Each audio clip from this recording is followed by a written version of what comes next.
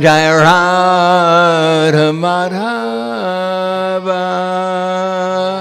Jaya Kunja Vihari.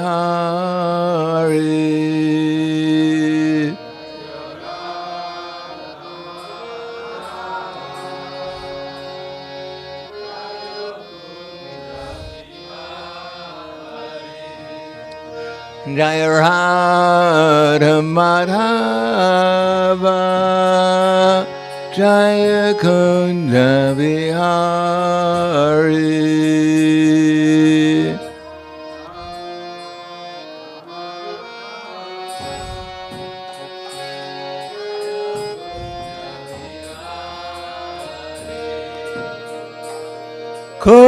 Kopidana Vallabha Grivaradari Jaya Grivaradari.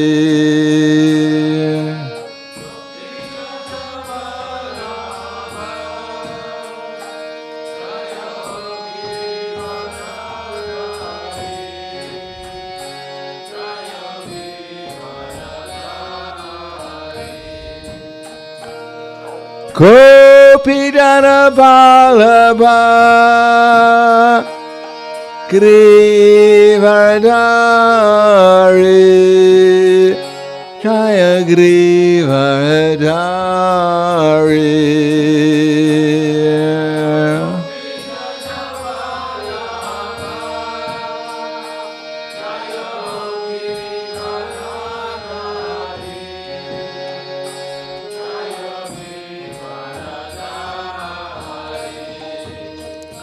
Yasodanandana Raja Dhanaranjana Jaya Raja Dhanaranjana.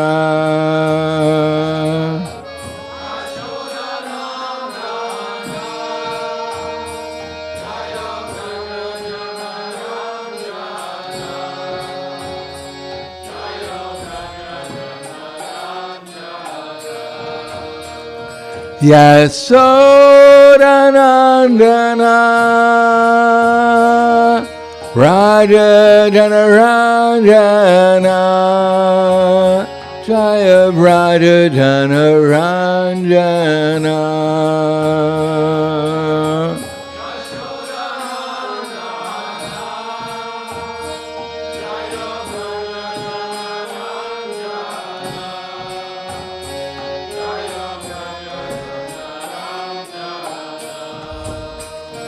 Yamuna Tiravarachari Jaya Kunja Vihari.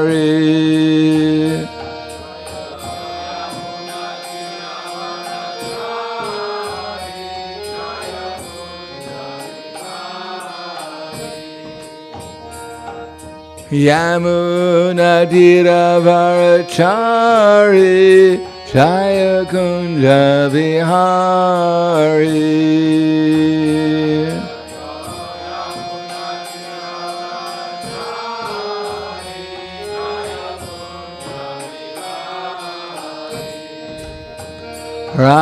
Radha Madhava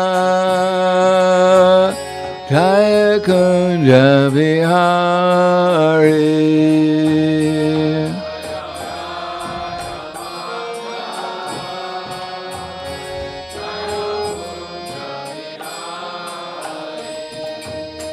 Jaya Radha Madhava Jaya Kunja Vihari.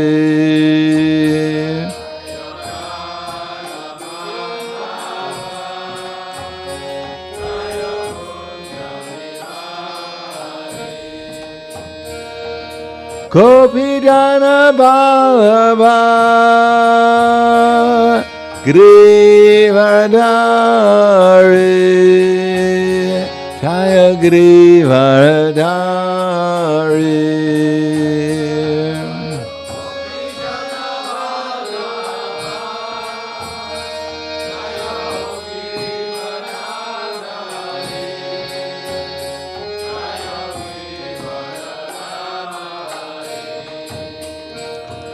Gopijana Ballabha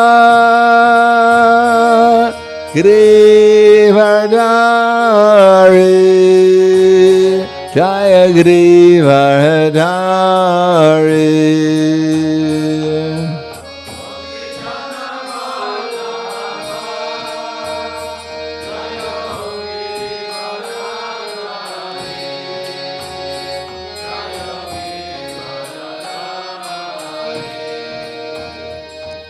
Sodanandana Raja Dhanaranjana Jaya Raja Dhanaranjana.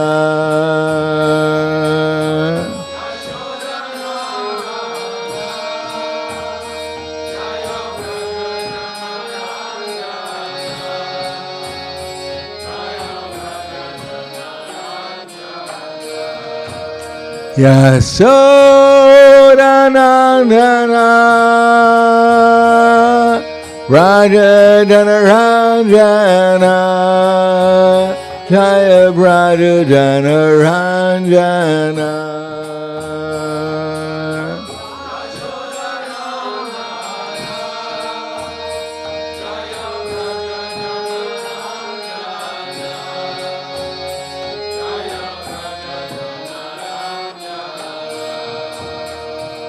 Yamunadiravarachari Jaya Kunja Bihari.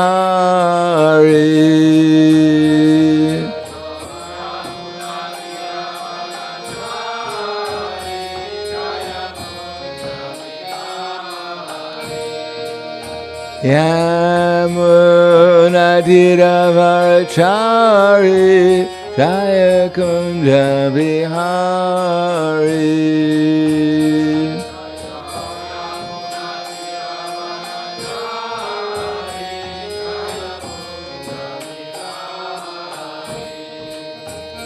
Radha Madhava Jaya Kunja Bihari.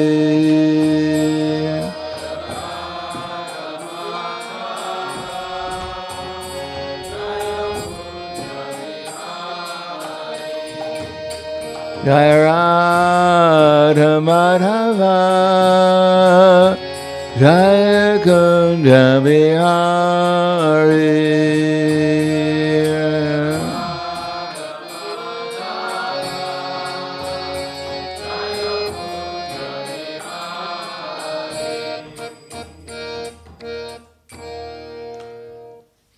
Jaya Vishnupad Paramahansa Brahmadakacharya Asadhara Satushi Shiman. His Divine Grace Shalesi Bhaktivedanta Swami Raj Srila Prabhupada Ki Jai. Gaur Premanande Harival Slava Zarani Bhakta Slava Shri Guru Shri Grangi. Om Vishnu Padaya Krishna Prasthaya Bhutaya Srimati Bhaktivedanta Swami Tanamane. Namaste Saraswatunde Ve Gauravani Vacharane Nirvishesha Srinivadi Paskyatyate Satarane.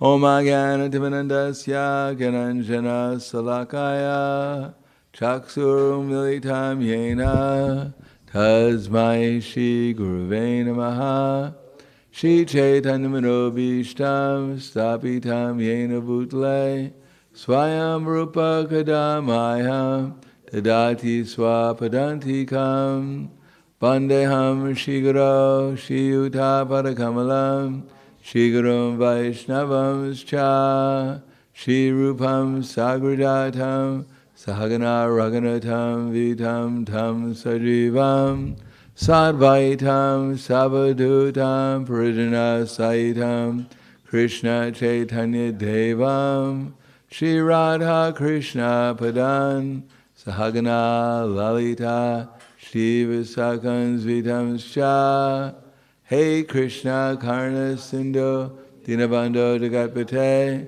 Gopesha Gopika Kanta Radha Kanta Namostute Tapta Kanchena Gaurangi Radhe Vrindavaneshwari Prashubhanu Sudha Devi Pranamami Hari Priye Vancha Kalpa Trivyascha Kripa Sindhu Vyevacha Patitanam Pavanebhyo Vaishnavebhyo Namo Namaha. Shri Krishna Chaitanya Pranityananda Shri Advaita Gadadhar Shivasadi Gaur Bhaktivinoda Hare Krishna Krishna Krishna Hare Hare Hare Rama Rama Rama Hare Hare. Om Namo Bhagavate Vasudevaya. Om Namo Bhagavate Vasudevaya.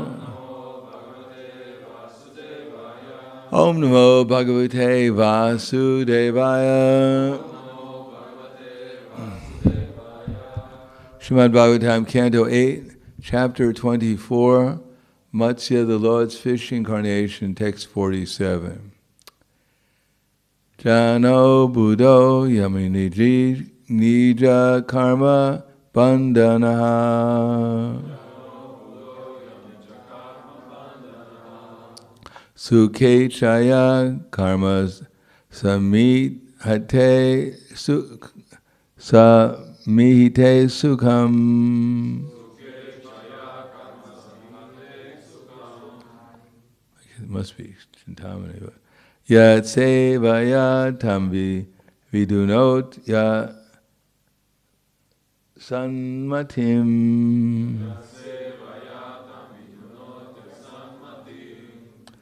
Grantim na bindayat dridayam na no guru. Jano buddho yamnija karma bandhanaha Sukhe chaya karma samihite sukham. Yat sevaya tam vidunot yasanmatim grantim na bandayat dridayam sanaguruha.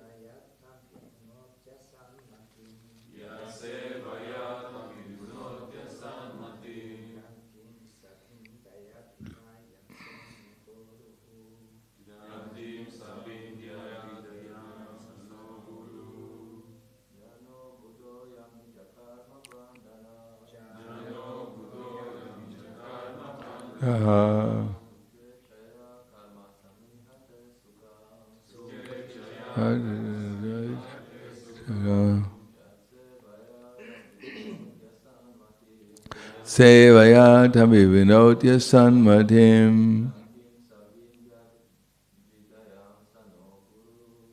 Ritim sabindaya idravyam sanoguru. Ladies.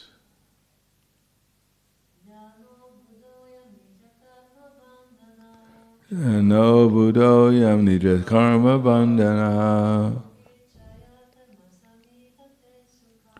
Ke chaya karma samhite sukham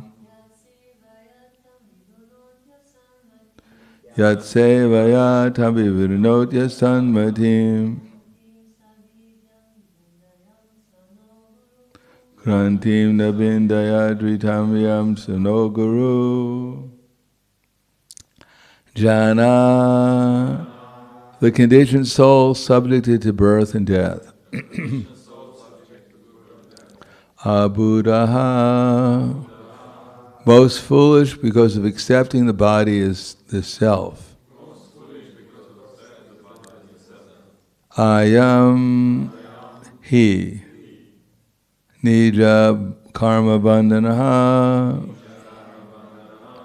accepting different bodily forms as a result of his sinful activities. Sukha ichchaya, desiring to be happy within this material world. karma, fruitive activities. Samihite, plans. Asukam, but it is for distress only. Yat sevaya, by rendering service unto whom? Tam, the entanglement of karma. Vidunoti, clears up. Asatmatim, the unclean mentality, accepting the body as the self. Grantim, a hard knot. Saha, his lordship, the Supreme Personality of Godhead.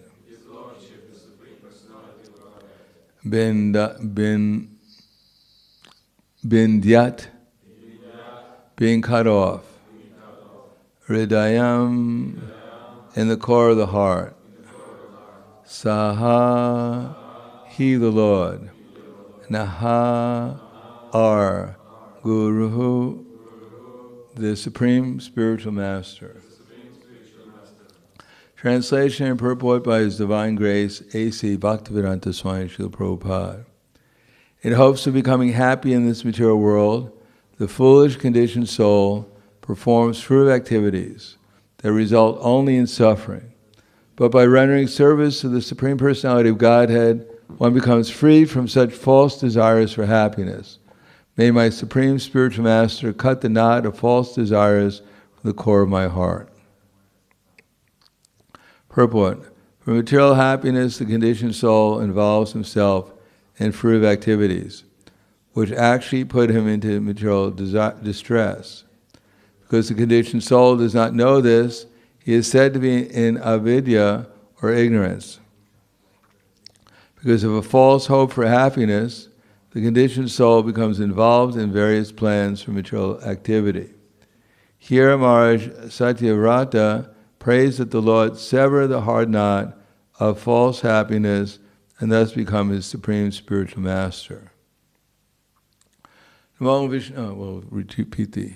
In hopes of becoming happy in this material world, the foolish conditioned soul performs fruitive activities that result only in suffering. But by rendering service to the Supreme Personality of Godhead, one becomes free from such false desires for happiness. May my Supreme Spiritual Master cut the knot of false desires from the core of my heart. Namo Vishnu Padaya Krishna Prasthaya Bhutaya Srimate Bhaktivedanta Swami Namane Namaste Saraswatam Deve Gauravani Bacharane Nirvisesha Shunyavadi Paskatyade Satarne.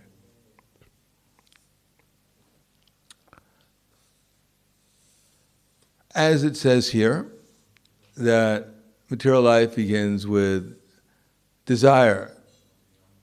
In other words, we don't do things without desire. First we desire, we think, we feel, and then we will. These are all different stages of desire. And when the living entity is under the conditioned state of knowledge, in other words, when we come to the material world, we don't come generally as a self-realized soul. We come back to the material world according to our previous fruitive activities and desires. Now, in the human form of life, we're fortunate because the covering is not as thick as the other species of life. There it says, Dumena vriyate vanir, yatarda sho malena cha, yatobin avrita garbas, tata teneram avritam. Just like the fire is covered by smoke, or the embryo is covered by the womb, or the mirror is covered by dust, so the living entity is covered by different degrees of lust, kama, or desire. That as soon as we get a material body and we identify with it, that means there must be some desire. If I think I'm this body, then I think the goal of my life is to satisfy my senses.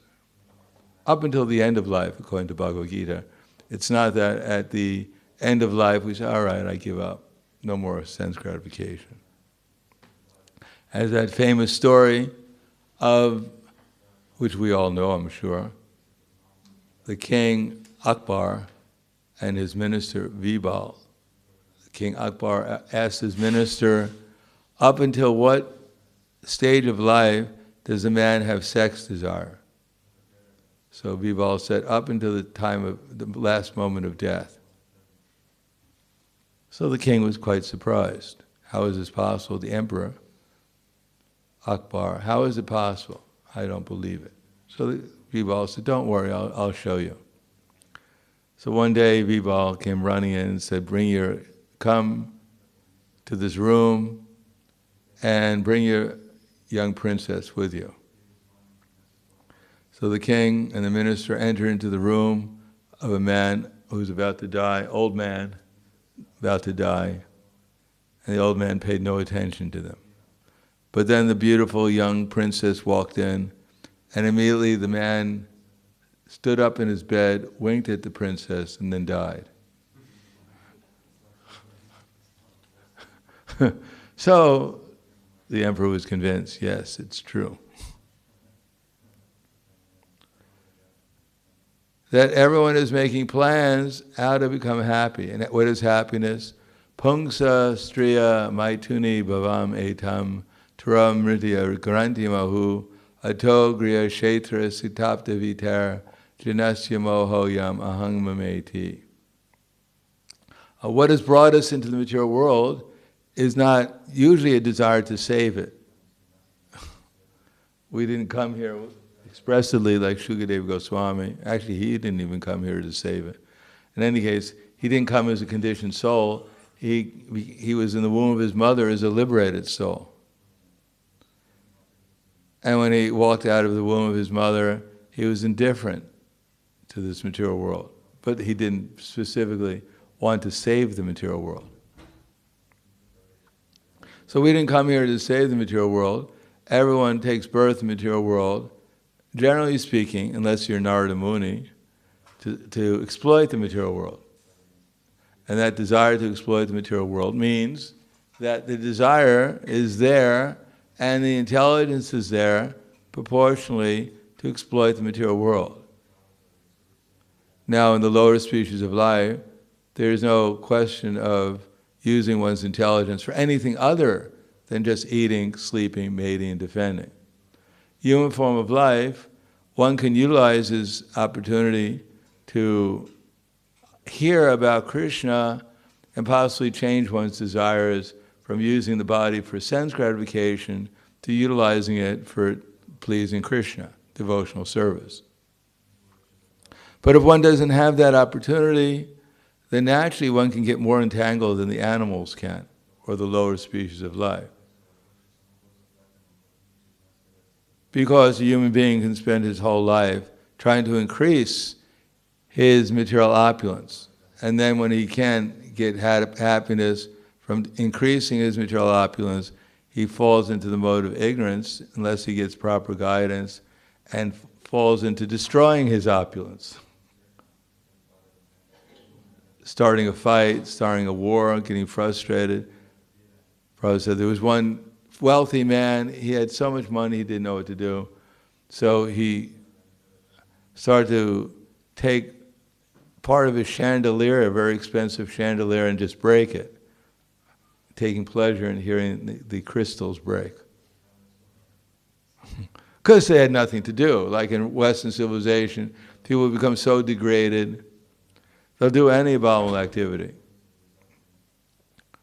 Who would ever imagine hundreds of years ago that people would develop a desire to climb up on the top of a building and be held by a rope and then jump off the building for fun? And pay money for it. Now, if I took you to the top of a tall building and I said, I'm going to do this for you for free, only I can't afford the rope, so have fun on the way down. Who will do it? Anyone here to volunteer? Go up on the top of a big building and jump off for fun? What kind of fun is that? And yet, Modern civilization, for that, that's completely normal. What to speak of other things that they're doing, which, well, I mean, imagine even 50 years ago, beauty was determined by a certain group of people that you could pierce with rings any part of your body.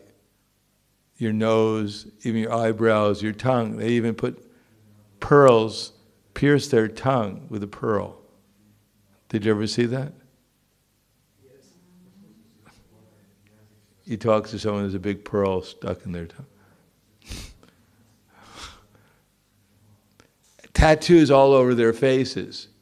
You've probably seen that. The whole body full of tattoos. Of dragons and all kinds of horrible living entities. These people were already fearsome looking, and they just add some tattoos to make them even more horrible looking. And other people say, well, you're ugly, but I can make myself uglier than you. So completely absorbed in the mode of ignorance. And that's a desire that arises from just participating in the material nature. We can't say, this can't happen to me, I'm a devotee, I'm practically back to Godhead, I have one foot in the spiritual world, and I'm one little tiny toenail in the material world. Now, Bharat Maharaj, a little desire to help a poor little cub, dear cub, ooh, cub, dear cub, you're so cute. And he became a deer in his next lifetime. So what to speak of ourselves? Or the poor people nowadays, even devotees sometimes have dogs. They go, ooh, Fifey, you're so beautiful. Rawr, oh. I love you. So what's their destination? At the time of death, the one person who appreciated them was the dog, and that's who they'll remember. They'll become a dog, probably back as a devotee dog. So what is the value of cultivating such desire? That the whole idea is we'll become happy, and generally speaking, the original Adi desire is I'm Radha and you're Krishna, I'm Tarzan, you're Jane, I'm Mickey Mouse, you're a Minnie Mouse. I'm Romeo and you're Juliet. This is the original desire, and the whole world originally was based upon that, but it's become so perverted. People don't have the energy even to pretend anymore.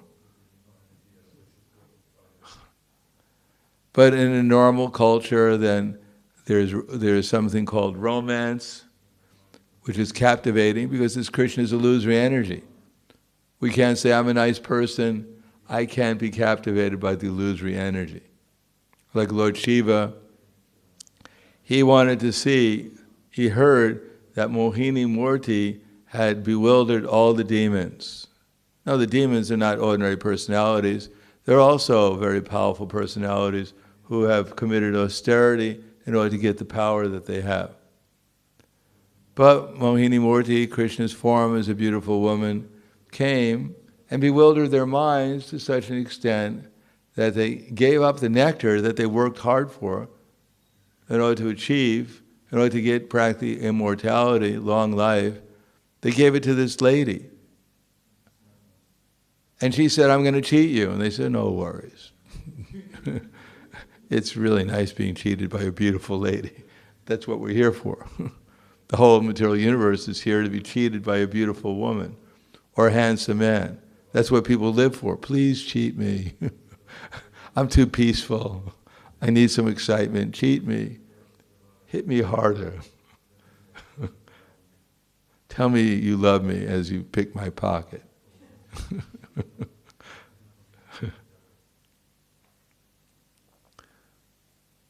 So, Lord Shiva heard about that and he was thinking, wow, I'm Shiva. My wife can't agitate me. let's see if there's someone or some beautiful lady who can agitate me.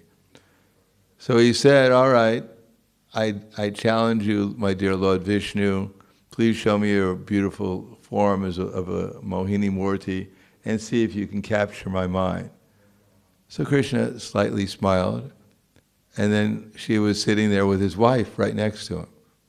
Now his wife is not some ordinary person. She is the personification of the material universes, material energy. When Shiv Kumara went to the last layer of the universe, because Shiv Kumara and Brihad Bhagavatamrita, he not only went to all the different levels of planets in this universe, up to Brahmaloka, but he also went to the different coverings of the universe, which are actually inhabited also, but by much more subtle living entities than we are. They also have gross bodies, but they're much more subtle. And he went through earth, water, fire, and they're all different deities, and they're all inviting him to stay there. Of course, they're also worshiping Krishna there. Once you get to the higher planetary systems, to be there you have to worship Krishna, but there's some other desire. I want to worship Krishna so I can stay here and enjoy on this level. And it gets subtler and subtler. And finally he reached the last layer before liberation, and Maya herself came there as sex personified and said, I really like you to stay here with me. So we can't imagine the material nature personified as material desire coming and offering, please, I'm surrendered to you, stay here and enjoy with me. He said, well, I'll see you later. And he escaped because he was chanting the Gopal mantra. And therefore he was having a higher taste. But if you get to that stage, and you're not chanting I don't know how you can get to this stage without chanting the Gopal mantra, without chanting some spiritual mantra. In any case, he left and went into Brahman, the Brahman effulgence. So what to speak of where we are? We're not quite, we're on Bhumandala. We're in the Jambudvipa Bhumandala, Bharatvarsha, in Kali Yuga, where we can see most people are going to the darkest regions of ignorance in their next lifetime. If they take birth as a pig, it's because they probably did some devotional service.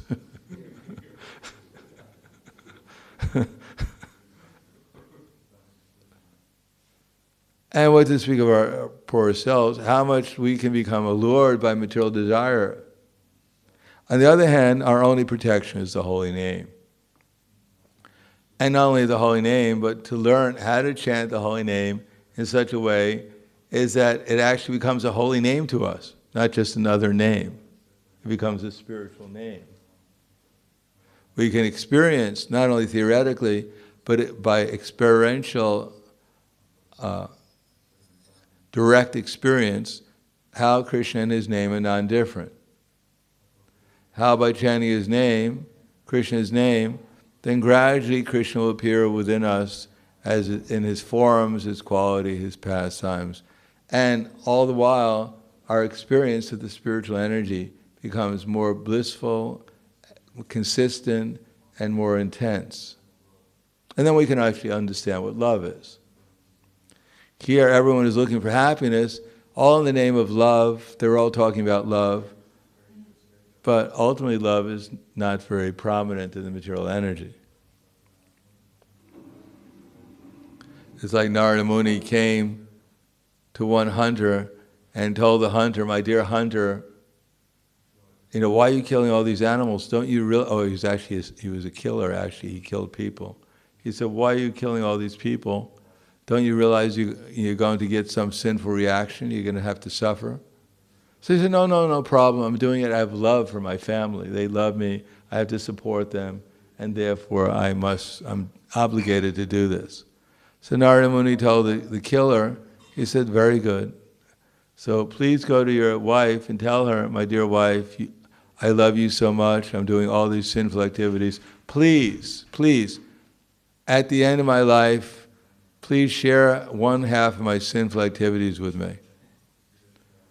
And the wife said, what? What are you talking about? No, no, all the sinful activities are for you, and all the benefit of your activities are for me.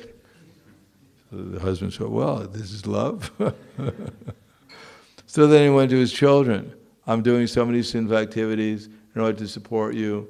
Please, please, accept at least some portion of my sinful reactions. The children said, what?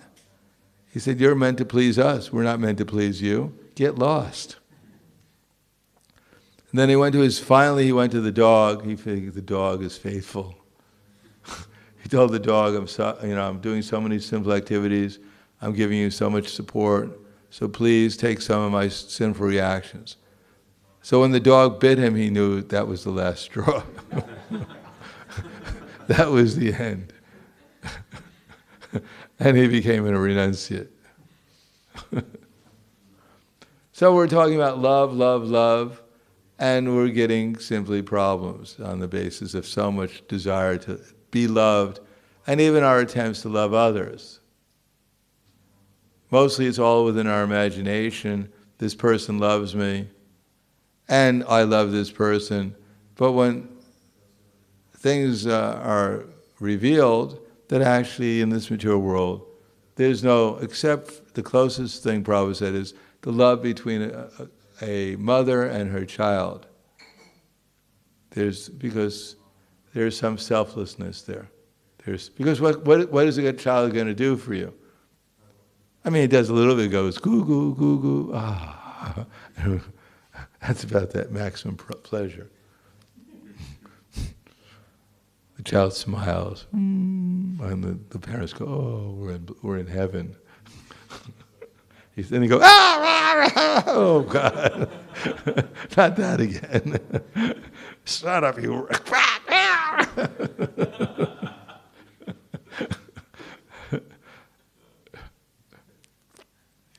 There's some happiness there when the baby smiles, and she emanates happiness. Actually, it's not just the smile, but when you feel someone actually happy and blissful, you actually become happy and blissful yourself. There's another mood that's created. And the baby has nothing to worry about, generally speaking, if he's being well taken care of, and the happiness actually radiates, and the parents feel contented that we're satisfied. Our endeavor has produced some happiness, and we're experiencing it too. But it experiences a lot of unhappiness, and the investment one puts into the child, sometimes especially in Kali Yuga, just doesn't pay off, because the child is not brought up in culture to take care of the parents when they grow older. The child thinks, well, good, you worked hard for me. Wow, that's my profit and your loss. Goodbye. See you in my next lifetime.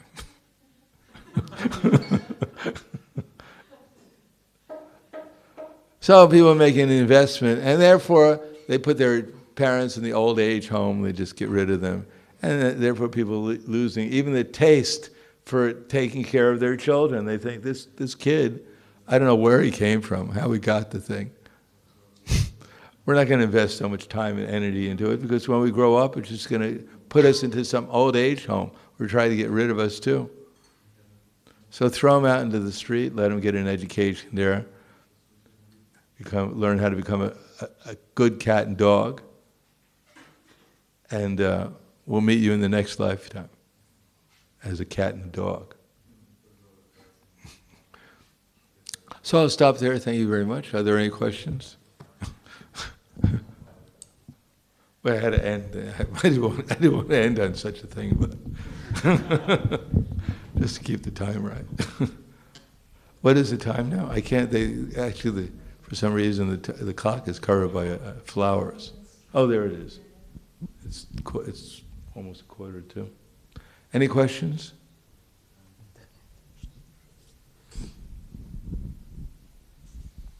Okay, Hare Krishna.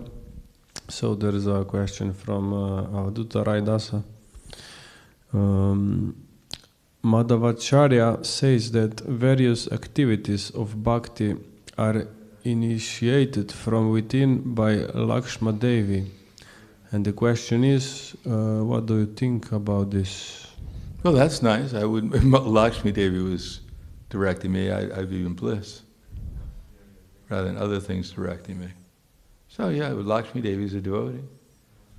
So she has, in the spiritual world, Mahalakshmi Devi is directing unlimited living entities to serve Lord Narayan, Krishna. So that's very nice. If Lakshmi Devi came here and asked us, can you get me a glass of water? And we'd say, well, I'm sorry, I'm a devotee of Krishna. You remind me of Radharani, but not quite. Get it yourself. No, we'd be blissful that we actually had got a chance to serve Lakshmi Devi. Just like sometimes we have Lakshmi Nishinga. So we also, if we take shelter of Lakshmi Devi, then Lord Nishinga Devi is probably going to help us more easily. So we're also worshipping Lakshmi Devi. Rukmini Devi, Lakshmi Devi, they're all expansions of Srimati Radharani. Just like if you go to the Himalaya mountains, there's one mountain called Mount Everest, and there's some other mountains which are maybe 100 meters smaller. But from the point of view where we're at, they're all pretty big. They're all enormously big. So they're all these expansions of Srimati Radharani are worshipable. Anything else? Yes, there is another question, also from Avaduta. So, devotees not living in the temple have to have various desires. What to do that those desires don't overpower the desire of bhakti, for bhakti? Well, it's the same desire, same thing everyone does. Even living in the temple, outside the temple, you have to take shelter of the holy name. They were probably recommending that for the householders, they should sit down morning and evening and chant Hare Krishna together with the family. And hear Srimad Bhagavatam, Bhagavad Gita, worship the deities, offer their food to the deities. That way, during the day, if they do that, then they can remember that their life is dedicated to Krishna. The reason why they're working outside, if they have to, is in order to have a nice household where they can chant Hare Krishna together. Then they'll be protected. Just like we're protected. We come to the program and we chant Hare Krishna and we hear Srimad Bhagavatam, Bhagavad Gita in such a way as that throughout the whole day we're remembering and doing service to Krishna. Then we're protected. It's not that we've changed our dress or we changed our address and therefore Maya won't attack us. When the Yamadutas come to take us away, we go, wait a second, didn't you see this? Take a closer look, kids. Oh, I'm sorry, you're a devotee, okay. Must have been wrong. What's your name? Oh, it's on the list. Well, take another look. What's that?